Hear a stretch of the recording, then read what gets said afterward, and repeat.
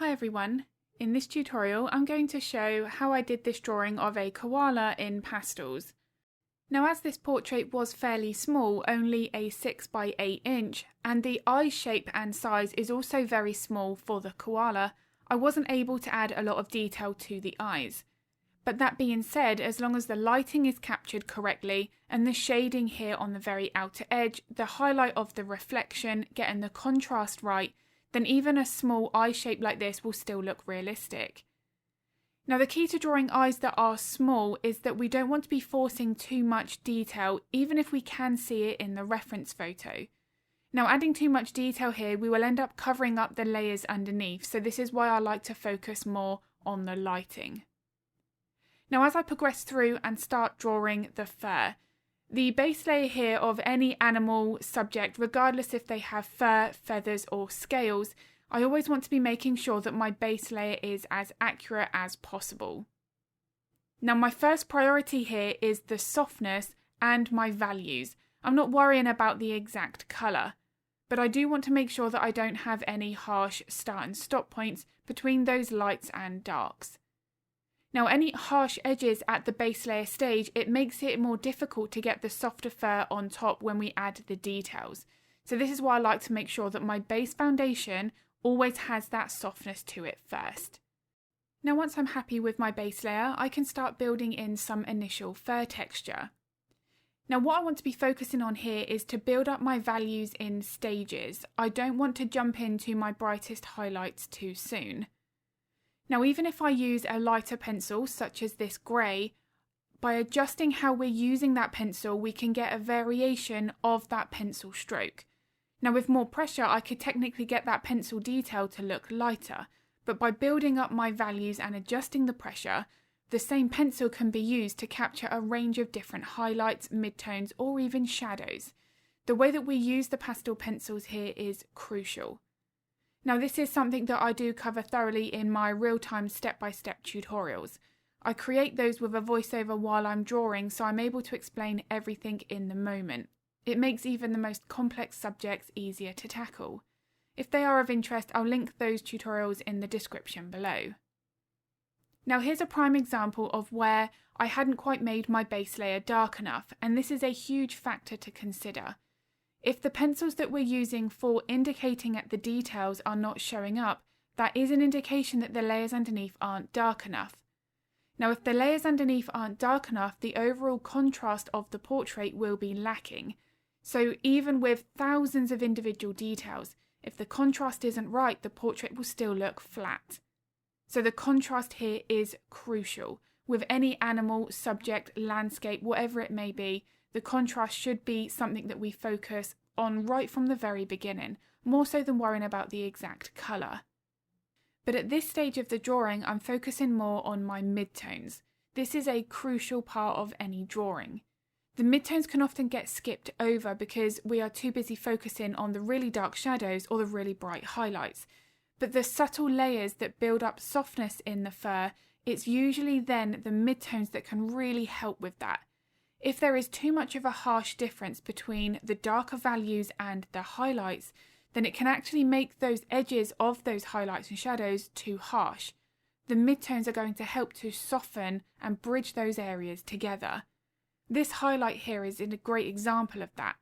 If I didn't have my midtones here, the dark colour above it and then the highlight around the eye would be very blocked off, quite choppy. So having the mid-tone section in the middle is going to help add a lot more shape and form and therefore more realism to the portrait. But of course, where we need to add these mid-tones or potentially more softening and blending techniques is going to vary from each individual photo. Now it isn't just areas from shadow to highlight that would need a mid-tone to get that softness. This layer here is another great example of where if a mid-tone was lacking, the fur would look quite wiry. Now at this stage here, I would love to add in my brightest highlights. It's one of my favourite parts of any portrait, but I do need to make sure that I'm leaving those for my last layers. You can see as I work with the slightly darker midtones and then I come back in with my slightly lighter midtones, before I work with my highlights, how much additional depth and softness I'm capturing here.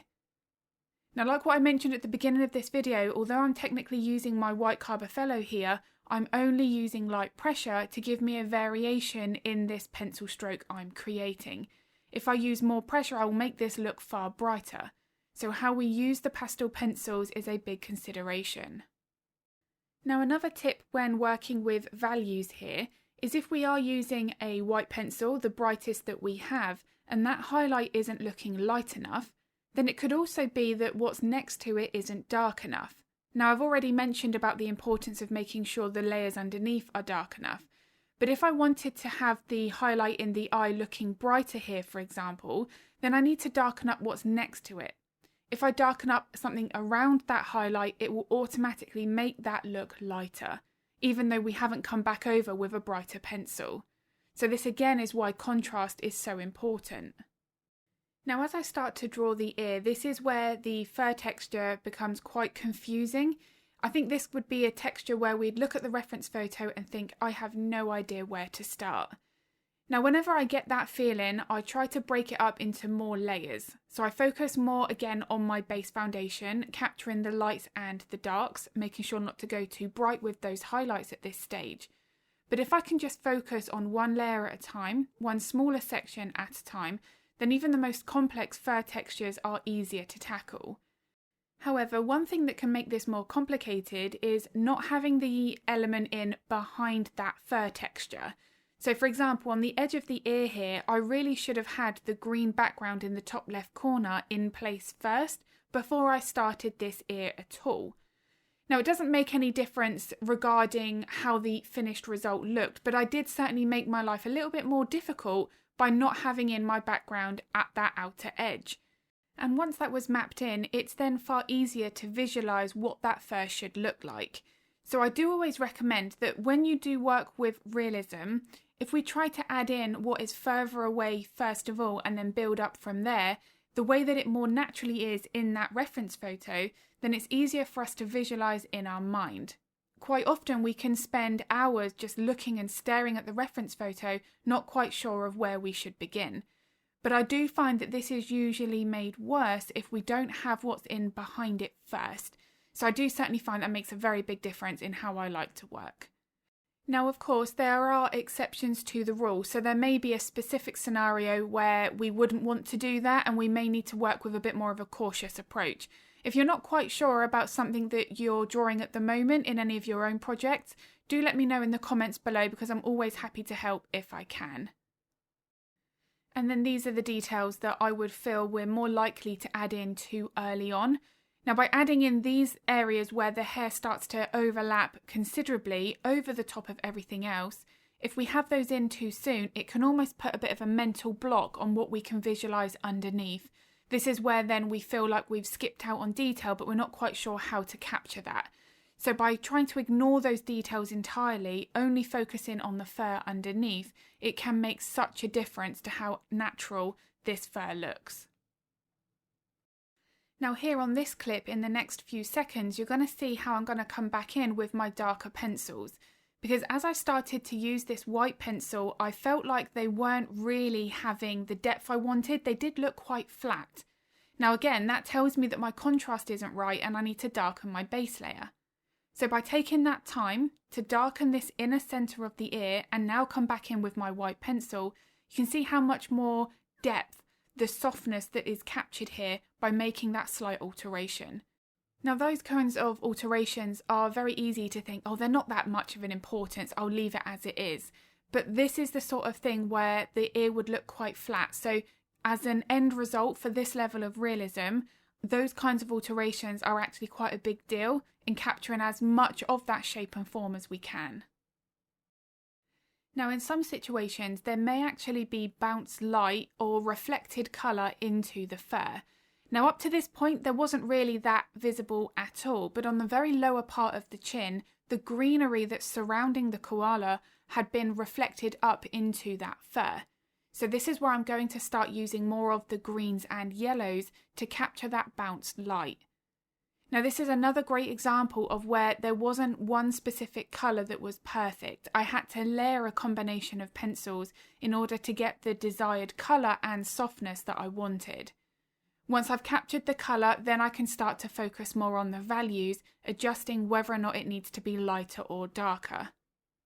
Now once I've got that in place, then I can start adding in the details, which again, by focusing on one layer at a time, adjusting the colour and then the details separately, makes those two key parts of the drawing process easier to visualise.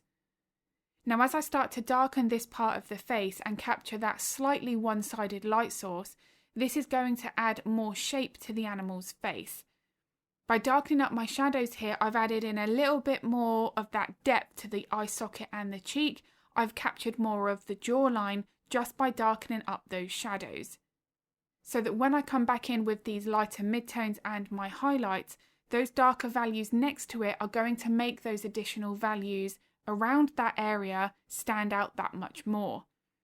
Now what this also means is that the fur on the very edge of the subject, I don't want to force a bright highlight or a dark shadow just to make that part of the face more visible. So here the lighter blue and this slightly lighter midtone on the edge of the face meant that this section wasn't really standing out as much. That's okay though. I still had enough definition, but if I did want to enhance this even more, this is where I'd need to make that section of the background maybe a little bit darker. I did change the background here in my drawing to something completely different from the original reference photo. So I would have that artistic license to add more darker greens there to make the highlight on the side of the face more visible. But again, I would really assess this based on each individual section of the portrait if you are changing the background, because we don't necessarily want all of the edges of the face to be as obvious as some other parts. Having that softness where needed can help just with that depth yet again. Now for the final part of this portrait where I worked on the body, this is where I needed to adjust my pencil technique just slightly. Now the fur here was more out of focus, softer and a little bit thicker looking, so I wanted to make sure of course that I captured that. Now one tip that can make this much easier is to work with a blunter pencil. If we're working from a sharper point, we're more likely to add in more detail, which for fur that should look thicker, more clumped together and out of focus, is the opposite effect for that specific technique. So immediately there, working with a blunt pencil is one easy way that we can rectify that potential problem of adding more detail than we technically should. Now another aspect of pencil technique that is just as important as the point of the pencil is the changes in fur direction. Now this is a great example of that. The way that the arm here was stretched forward, holding on to the branch, this is actually making the arm and the shoulder joint have more of a clear, obvious nature because of how the fur direction is parting. Now the changes in the fur direction here are following that structure under the skin. It isn't random. So here, the way that it curves towards the lower left side or then the lower right side, we're indicating how it shapes around the arm. So the fur direction here, we do want to be making sure we get accurate. Now because it does follow the underlying bone and muscular structure, we want to be making sure here that if there is a slight change in that fur direction, if the portrait is large enough that we capture that change, because otherwise we're going to make the surface look flatter. Now here again is a great example of that. This is a larger area of the side of the back and towards the rib cage. Now in order to capture this, because it is a wider, more flatter area, the changes of fur direction are going to be more subtle than the area on the arm. But that being said, there are still slight changes, they're just more sloped and gradual. So noticing how that changes in direction, whether or not it is sharp, whether it's more of a gradual slope. This again is something that's going to help add lots more shape and form to the drawing when aiming for a high level of realism. Now one of the very last elements to go on my portrait are the whiskers or the hairs that do overlap everything else. So because I needed to draw the leaves on the side of the portrait, I couldn't add in these hairs until that part of the drawing was done. So this here is again where I mentioned earlier on in this video, working with what is behind something first makes those details easier to see. So these tiny little details on the edge of the face, they're just as important as the long wispy hairs on the ears. This will help to bring that koala a little bit closer to the camera and push the leaves back just slightly. Now if those leaves were more blurry, then that would be pushed back even more. So again, having the degree of softness, what should be in focus and what should not, is going to help massively with the depth. So I do hope this video has been useful. If it was, I'd be very grateful if you could give it a like and a thumbs up. It makes a huge difference to my channel. I also upload a couple of videos to YouTube every week, so if you would like to get notified of that content, then don't forget to hit the subscribe and the bell button. If you would like to draw along to the real-time version of this tutorial, then I'll link all of the information to that in the description below. If you do have any art-related questions, feel free to pop them in the comments. I'm always happy to help if I can. And I'm going to be uploading another video next week. But as always, thank you so much for watching.